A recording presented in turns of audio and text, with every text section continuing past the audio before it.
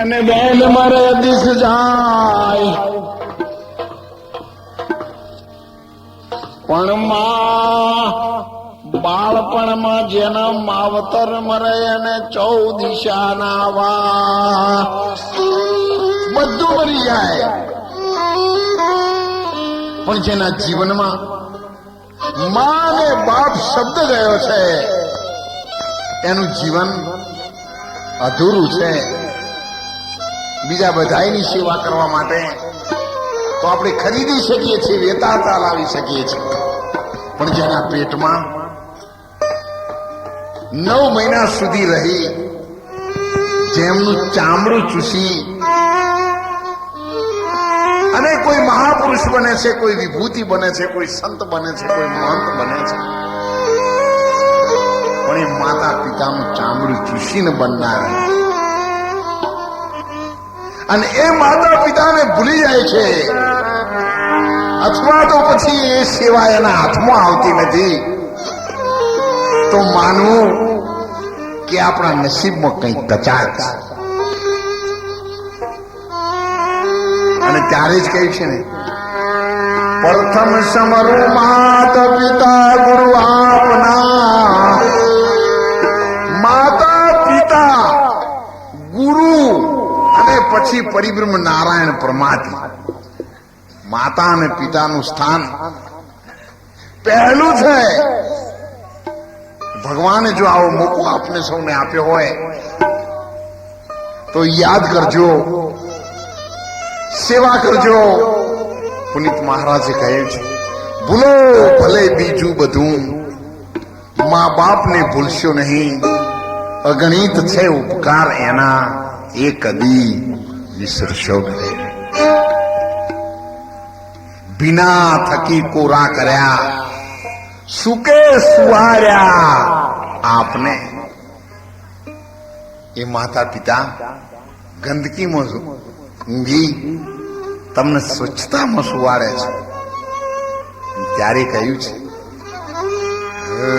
ઘરમાં કાશીને ઘરમાં મથુરા, ઘરમાં ગોકુળ ગામ. મારે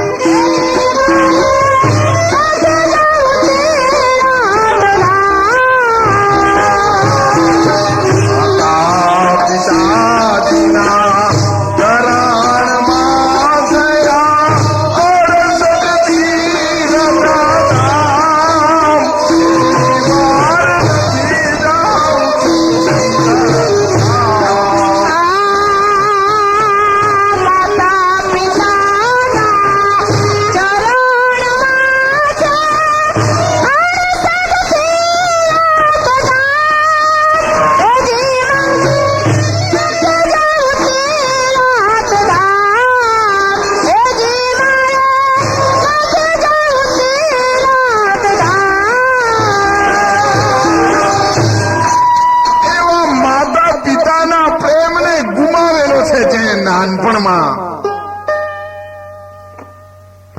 એવો ભાઈ અને બેન મોસાળમાં મોટા થયા છે. ત્યારે સજ્જન માણસો એ કહી દીધી આ જગત, અરે ગોળી પૂછે ગોળિયા અને કોણ ભલેરો દેશ.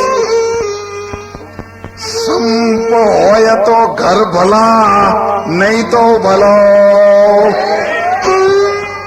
સંપ ન હોય તો ભલે પછી પરદેશ રહે. એમ કુસુંબના કંકાસથી ઓલ્યો ભાઈ પરદેશ કમાવા માટે ગયો છે. ટૂંકમાં બેનીના લગ્ન લેવાય છે. લોકો એને માણા મારવા લાગ્યા.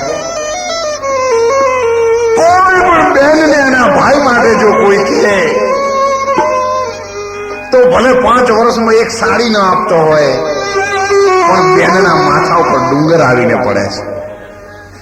એ બીજાનું સાંભળી શકાય, પણ એના ભાઈનું ગમે તેવા શબ્દો આ બેન કોઈ દી સહન કરી શકતી, એનો પ્રાણ કાઢી નાખે.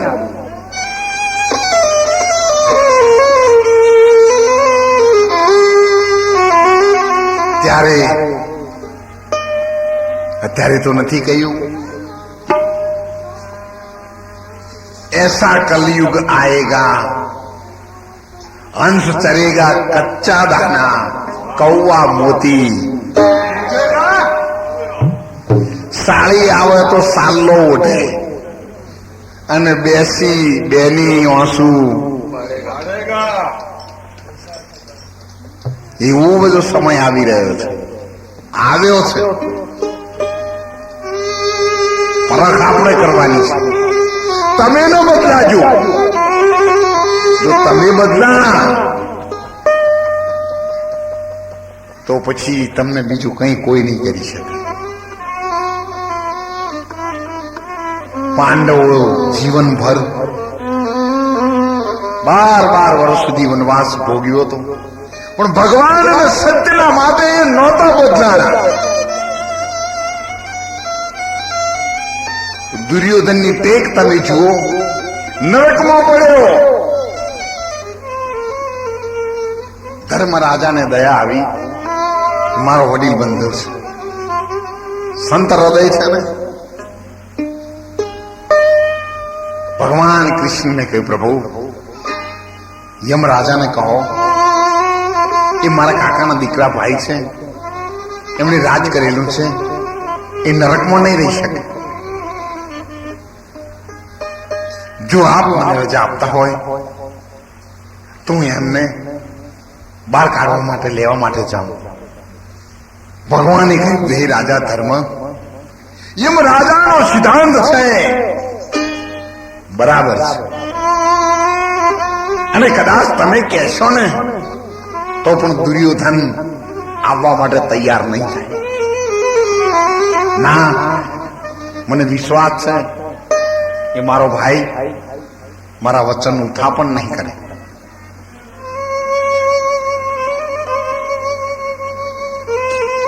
સજ્જન સજ્જનતા કદી ન તજે,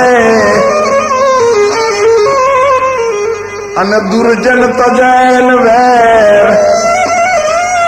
સાકર ગળ પણ કદી ન તજે, જેમ સોમલ તજે. સાકરને ઓગાળીને એક રસ કરી નાખો, પણ એના ગળપણ ન છોડતી નથી. એમ દુષ્ટ માણસ છે, એને તમે ગમે તેના સંગમાં રાખો, પણ એની દુષ્ટતાને છેલ્લા શ્વાસ સુધી છોડી શકતા નથી. ચંદન કેરા પેર પે લટપટત રહત ભુજંગ. ચંદનના ઝાડને ભુજંગ એટલે કાળો મણિધર નાગ વીંટાયેલો રહે છે, પણ એના મુખડાનું ઝેર જતું નથી. કેમ? એનું મુખ ઓલ્યા ચંદનના ઝાડને અડવા દેતું નથી. એક વાર વિષ્ટા એટલે ગંદકીની ગોળી કરવા વાળો બેગો આવે છે ને, એને ભમરાએ કહ્યું કે ગાગા તું હાલ મારી હારે બગીચાની સુંદર ગુલાબના પુષ્પ, ચંદન, મોગરો, કેટલી સુંદર સુવાસ, મારી હારે આવ. બેગો કે આજે નહીં, આવતીકાલે આવ. એને સ્વાદની નાની નાની બાજરીના દોણા જેવડી પેલી ગંદકીની ગોળીઓ બનાવી દીધી. વખત છે ને કે ભમરો લઈ જાય અને જો આપણો જોવે એ સાધન ના મળે તો આ બગલ વાળું કોમમાં આવે. એટલે બીજા દી સવારે ઉઠ્યો ને, એને ગંદકીની ગોળીઓ બગલમાં લઈ લીધી. સુંદર સુવાસ અને રસપાન જે ફૂલમાંથી આવતું હતું ત્યાં ઓલ્યા ભમરાએ જઈ અને એને બેસાડ્યો, તું અહીંયા રસ પી. તમે જોયું, ચંપા તુજ મેં 3 ગુણ, રૂપ રંગ और वास, પણ એક અવગુણ એસો ભયો જો ભમર ન આવે. રૂપ રંગ અને વાસ છે, સતત ભમરો એ ચંપાના ફૂલ ઉપર કદી બેસતો નથી. કેમ? ભમરો એ રસનો ભોગી છે અને ચંપાના ફૂલમાં રસ હોતો એ ખાલી દેખાવના હોય છે. ત્યારે થોડી વાર પછી ઓલો ભમરો આવ્યો.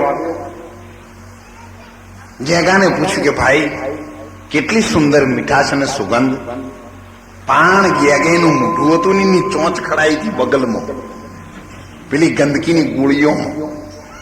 હવે આ ગંદકીની ગોળીઓથી મોઢું લઈ લે તો સુગંધ આવે ને.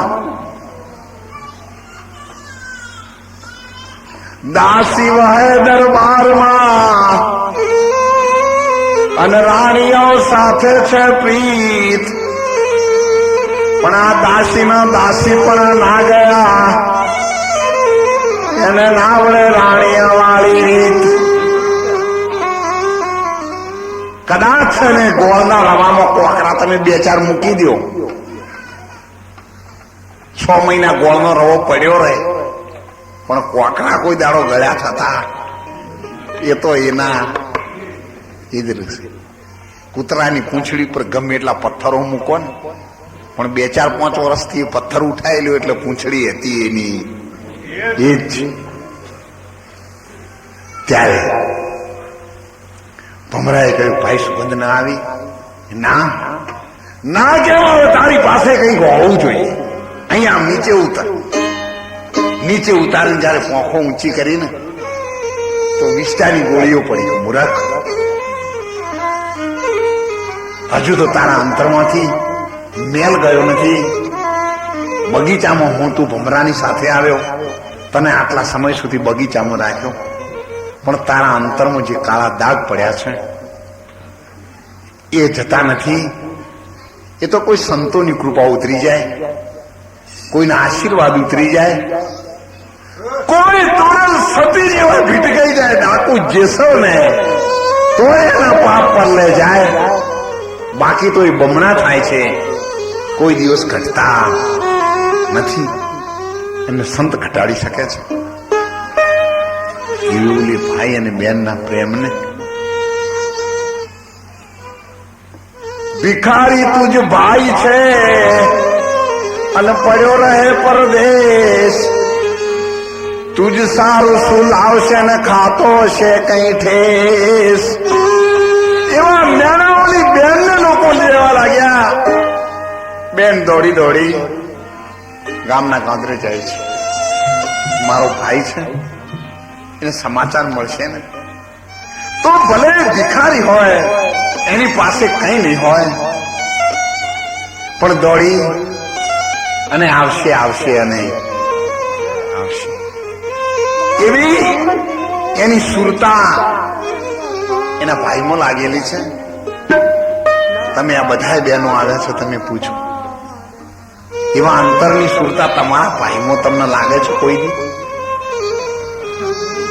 સુરતા હાડીમાં લાગે, બેડામાં લાગે, શું હાલે છે એમાં? કોરા ભજનમાં લાગે. આ બધી સ્વાર્થ વૃત્તિ છે. અને એ બેનનો પ્રેમ કોઈ દિવસ ભાઈના સંકટમાંથી બચાવી શકતી નથી. નહીતર જો અંતરથી બેન પ્રાર્થના કરે ને તો ભાઈના સંકટ કેટલાયને કપાઈ ગયા છે. પણ એવા ભાઈના માટે અંતરથી પ્રાર્થના તો કરે ને, પણ મર્યા પછી માથા પછાડે. પણ જીવતાને કોઈ દી ખબર આવે ને, ડોહો ભા મરી જાય ને તો પછી 12મું કરે આખા ગોમને જમાડે ને 20 ડબ્બા ઘી લાવીને ખવડાવે. પણ ડોહો પાછા 2 ટાઈમ ભૂખ્યા જ્યાં હોય, મરી ગયા હોય, તો મૂર્ખા 2 ડબ્બા એમાંથી હોય ડોહાને ખવડાયા હોત. આ 20 ડબ્બા ચેડી ઢોળ્યું એના કરતા 2 ડબ્બા પાના ખવડાયા હોત તો તને આશીર્વાદ તો આલો. આખું ગોમ તૂટીને પટકાઈ જાય, પણ ભાના જેટલા આશીર્વાદ ગોમ ના મળે નહીં. પણ રૂપિયો રોકડો બગાડીને પેલા પાયલીમાં 20 ડબ્બા વાપર્યા. આ માણસ ભૂલ ખાઈ જાય છે, હિસાબમાં માર ખાઈ જાય છે. અંબાજી તમે યાત્રાએ જાઓ, માતાજીને 100 રૂપિયાના ભાવનો પ્રસાદ ધરાવો, પણ આપણી બા હોય તો ફક્ત એક રોટલો એને સમયસર બનાવીને તમે આપો, એના અંતરમાંથી આશીર્વાદ નીકળી જશે તો તમારી 7 પેઢીનું કલ્યાણ થઈ જશે. અને ભાઈને પણ બેનના સમાચાર મળી ગયા છે લગ્નના. એને કોઈ ચણિયાની જોડ લીધી છે, ચૂડિયાની જોડ લીધી છે. મારી બેન મારી સ્વામીજીની કમાણી છે ને, એ મારી બેનના માટે કદાચ મારો દેહ દઈ દેવો પડે તો પણ પાછી પાની ન કરું એવા ભાઈના અંતરના ઉમળકા જોઈ એને બધો માલ સામાન ખરીદ્યો છે એની બેનના માટે. અને બેન ભાઈની અંદર સુરતા લગાવી અને છેક ગામના ગાંધરે આવે છે અને વડ ઉપર ચડે છે. એમાં મારો ભાઈ આવશે, સુરતા લગાવી છે. સંતો એ જ કહ્યું છે, નીચે કાળો નાગ નીકળે.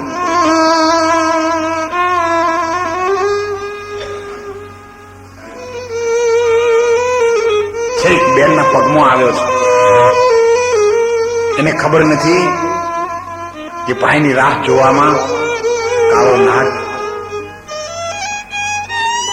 એ યમરાજા બનીને આવ્યો છે, એના પ્રાણ લેવા માટે આવ્યો છે. ત્યારે સંતોએ પણ કહ્યું છે, એવી સુરતા જો ભગવાનમાં લાગે એવા હેત રાખો તમે રામથી, રાખે ચંદ્રને ચકોર, રાખે બપોર, એવા હેત રાખો તમે રામથી. સંત કબીર સાહેબ એ છે, હરે નાભી કમલ છે ચાલી મારી દો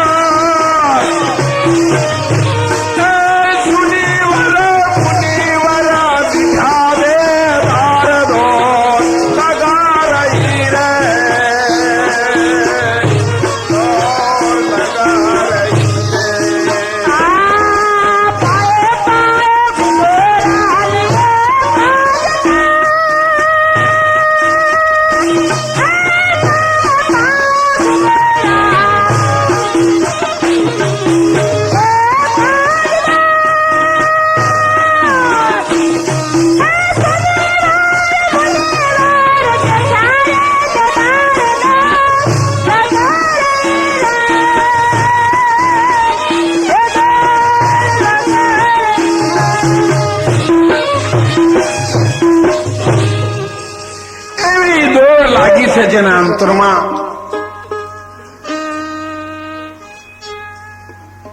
ભાઈ તો આવ્યો નથી, પણ ગાળ એનો આવેલો હતો. દંશ મારતાની સાથે દીકરી ઢળી પડી છે. ભગવાનના દરવાજામાં પ્રાણ પંખે પહોંચી ગયું છે.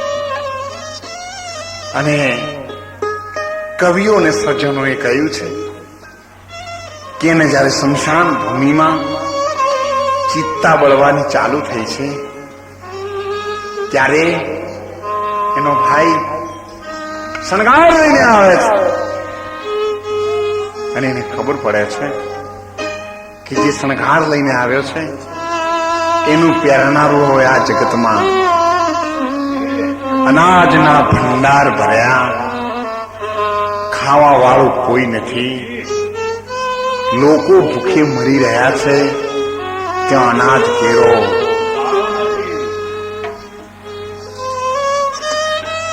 જ્યાં સમુદ્ર નીર ભર્યા, પાણી પીનારું કોઈ નથી. લોકો તરસે તળ વળે છે, ત્યાં પાણી કેરું. આ ભગવાનની કળામત છે, આ ઈશ્વરની કળા છે. પણ કે છે ધીંગાએ દીધા નથી ધાન, અને રોકો થી રૂટ્યો ફરે. પણ કે છે કે એ સાંભળ્યા તારી પાસે કોઈ પ્રધાન નહીં હોય, નહીતર આ ભૂલ કોઈ દી આવે. ધીંગા માણસો છે ને એ કોઈ દી દાન કરતા નથી. અને બિચારા ગરીબોના મનમાં ઘણો પ્રેમ છે, પણ એમની પાસે દાન દેવા નથી.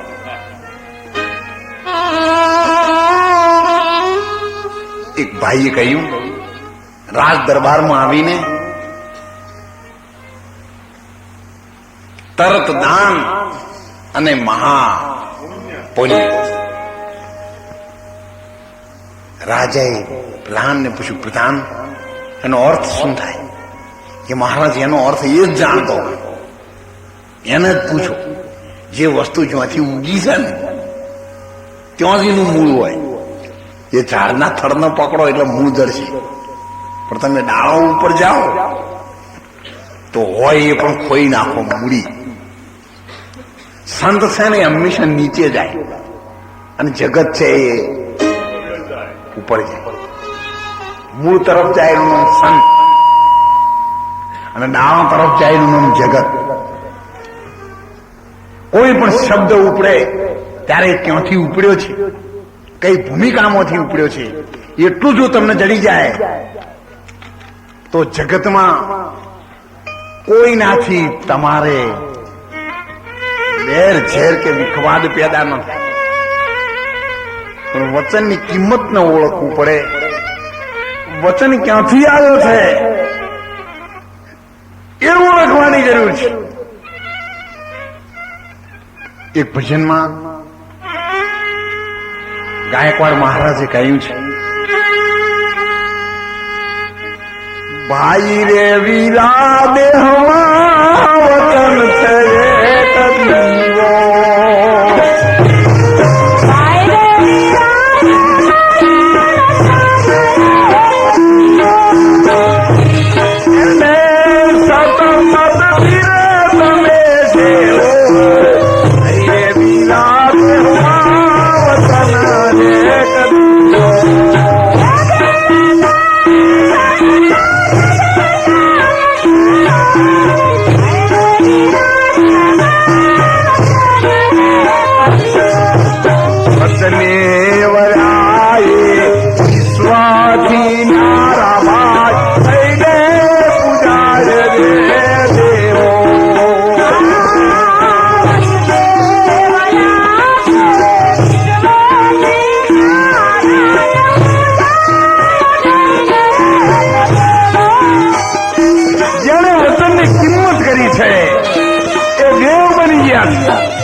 દેવતાઓ બની ગયા છે.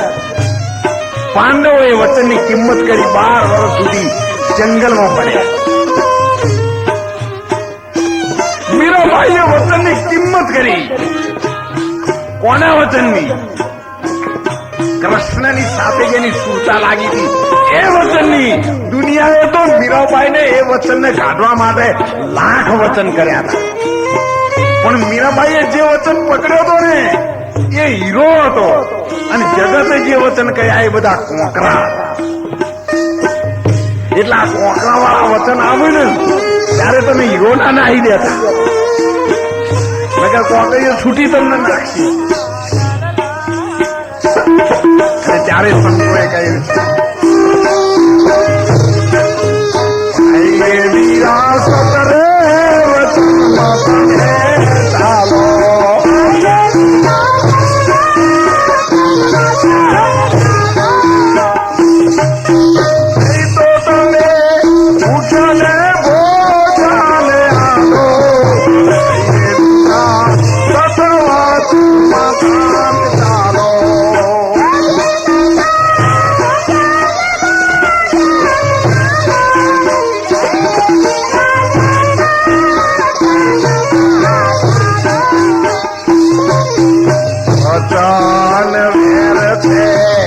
વચન ઝેર છે ને વચન અમરત પ્યાલો.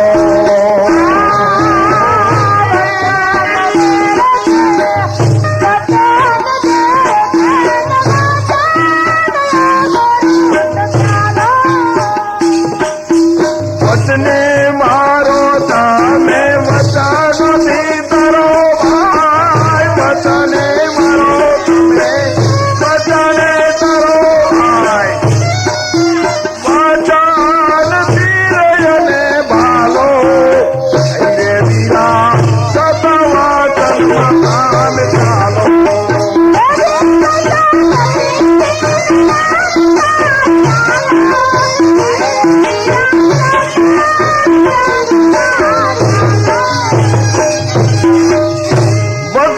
વચને અને વચન ઝેર છે. એક વાર વિશ્વકર્માએ આવો મંડપ રચાયો અને એની અંદર બધા રાજાઓ જયારે બિરાજમાન થવા માટે પધાર્યા ત્યારે વિશ્વકર્માની એવી રચના હતી કે જો જળ હતું તો સ્થળ દેખાતું હતું અને સ્થળ હતું ત્યાં જળ દેખાતું. અને એવો 42 દેશનો છત્રપતિ દુર્યોધન એના બધા રાજ દરબારીઓની સાથે આગળ આગેવાન બની અને ચાલતો આવે છે. બધા જોઈ રહ્યા છે. દ્રૌપદી પણ ત્યાં બેઠેલા છે અને બરાબર વિશ્વકર્માની રચના આવી એટલે જળ આવ્યું ને એટલે એને કપડા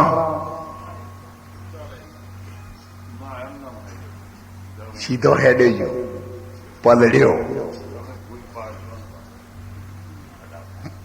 થોડા આગળ ગયા ને એટલે થર દેખાવા માંડ્યું. ઉપર ઉઠાય, જો નીચે મૂકવાના હતા તે ઉપર ઉઠાય, ઉપર ઉઠવાના હતા ત્યાં દ્રૌપદીએ જોયું. આ દ્રૌપદીએ કહ્યું હું ગમે એટલો રાજા હોવા છતાં વાતરાના દીકરા તો ઓધરા જો એટલું કહેતાની સાથે તો છત્રપતિ દુર્યોધનને તાળ ચાળ પગની પાણીથી માથાની ચોટી સુધી અગ્નિ વરસી રહ્યો. અને એને મનમાં નક્કી કર્યું કે આજ તે મને ઓધરાનો છોકરો કહ્યો છે, યાદ રાખજે એક વખત જો ભરેલી સભામાં એ જ ઓધરાનો છોકરો તારા કપડા ખેંચીને બહાર ન લાવે તો દુર્યોધનને તું યાદ કરી લે. જો કદાચ આ દિવસે દ્રૌપદી ન બોલી હોત તો મહાભારત પૂરું થઈ જતું હતું. જો આ વચન એ વેર છે અને વચન એ ઝેર છે. એક જ વચન જો આ મહાભારતનું મંડાણ મનમાં ગાંઠ વાળી. પાંડવોને જુગાર રમાડે. પાંડવોને ખબર હતી જુગાર ના રમાય, છતાં પણ રમવું પડ્યું. એમને ખબર હતી કે પરચુણીયા સાધનો જુગારમાં હારી જઈએ ચાલે.